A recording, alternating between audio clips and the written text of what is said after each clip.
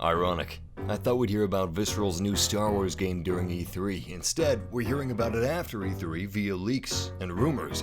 And the rumors come from a very reputable source, Making Star Wars, who has a solid gold track record, so this is probably accurate.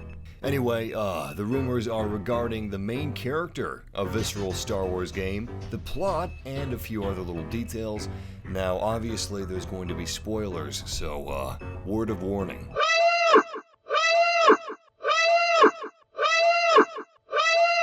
Instead of the word vomit we've been forced to use up until now, I'm going to be referring to this game as Project Ragtag.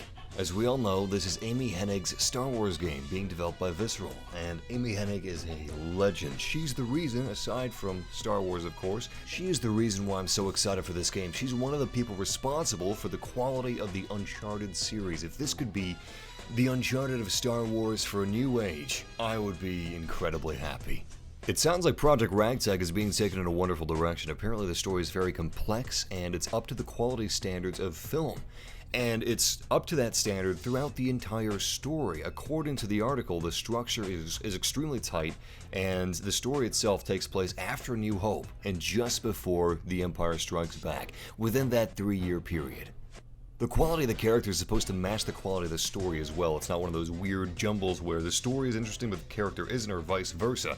Speaking of the main character, we have some interesting news regarding that. Supposedly, Todd Stashwick is playing the main character named Dodger. Although that's not supposed to be his real name, it's supposed to be his code name, whatever, that doesn't matter.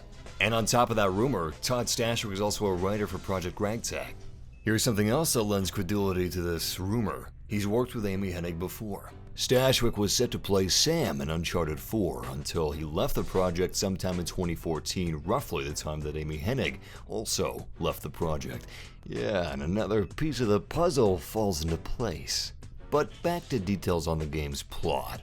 So it may sound like Dodger is a bit of a Han Solo character, but he's actually not. He's a little more in depth than that. He's not like, it was described in the article that he's not a Dash Rendar, although I take personal offense to that because I'm a big fan of Dash Rendar. Thank you, Shadows of the Empire. Regardless, our main character was forced into a life of the criminal underworld when he dodged the draft into Imperial service. This left him on pretty bad terms with his home, forcing him to leave, and as a result he decided to run, which led to him becoming wanted by the Empire and basically had to go into hiding in the seedy underbelly of the galaxy, where he learned to be charming and how to talk fast. However, his life got a lot worse after the destruction of his homeworld of Alderaan, and then, icing on the cake, he found himself on a wanted survivors list held by the Empire. This was a story mechanic introduced in the Marvel's Leia comic series, which is another example of Star Wars incorporating more expanded universe elements into big productions like movies or video games or TV shows, and I'm a big fan of that.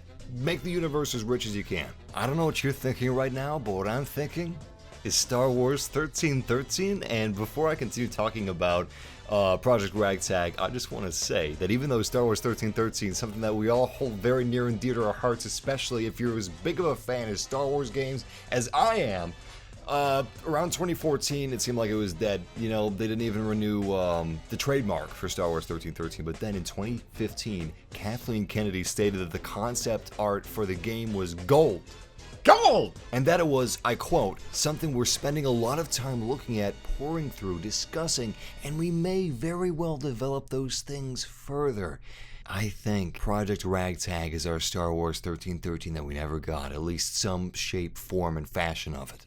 And remember, Star Wars 1313 was supposed to revolve around Boba Fett in his early adulthood navigating past the scum of civilization in an underground area of Coruscant known as Level 1313, a descent to the underworld. Now, I'm not saying that Project Ragtag is featuring Boba Fett, no, not in any shape, form, or fashion, but the scum of civilization, descent to the underworld, yeah. The underground area of Coruscant, underbelly, yeah. Anyway, back to the rumor. When the rebels blew up the Death Star, the Empire focused its retribution towards the Outer Rim, where the terrorists that blew up the battle station originated from. This is bad for Dodger, but it also gives him opportunities to make money. The Empire's new involvement with the Outer Rim shakes up the criminal underworld in interesting and threatening ways to Dodger and his compatriots. Friends begin to turn on one another, and criminals become heroes, willing to aid the rebels for the first time. That is absolutely fascinating. I'm really excited for the intrigue. intrigue in the Star Wars universe. Maybe a little noir, you know? A little Star Wars noir. That would be great. But Dodger is thrust into the story when he has the opportunity to work for Jabba the Hutt. Apparently we're getting more info on that at some point in the near future, so expect another video. Anyway, the job with Jabba will give Dodger the money he needs to buy himself off the list of all Iranian survivors via corrupt Imperials. In the process, Dodger finds something terrifying about what the Empire wants to do with the weapon that hits close to home, and forces him to confront his past and the destruction of his homeworld head on. I have a feeling that Dodger is going to find out the hard way, just like Catwoman did, that it's not so easy to erase yourself from lists. Moving on to gameplay, Dodger is no cream puff. He can take care of himself, and he's got a very interesting weapon/tool, which I'm guessing is going to allow him to traverse the environment, kind of like the whip allows you to do in Uncharted. Anyway, he has a light whip, but I don't think it's a lightsaber whip. And I don't think it's that one light whip that we saw from Rebels. I think it's a whole new thing. Oh, and the light whip is also called a grapple stick. I don't know what the two have to do with each other. I don't even know what a grapple stick is. But yeah, it's going to be his tool for platforming. He also has a blaster, but he has moves in addition to these weapons. His signature move is to activate the light whip/grapple stick and snag his enemies with his left hand and then blast them into oblivion with the pistol in his right hand. And of course there's going to be different variants on the weapons. I don't know if there's going to be different weapons he can pick up entirely, like if he can replace his pistol with a machine gun or a sniper rifle or a shotgun or something like that, but there are other variants of his whip and his pistol. Most certainly there might be pre-order bonuses or different variants you can obtain in game. Whatever. I like that it's not just going to be a shooter, and the game is most likely going to be third person, by the way, if not certainly. And the rumors end on this really happy note. Dodger and his crew feel really unique overall, and I'm happy that we have a unique character, and Dodger just isn't a Han Solo with variations. His backstory and his drive to stop a catastrophe and solve the murder of his mentor make him a good Star Wars hero. More info soon. And Making Star Wars adds a note at the end saying that all this information appears to be accurate at the time of the writing. However, due to the nature of games, minor details could change before release.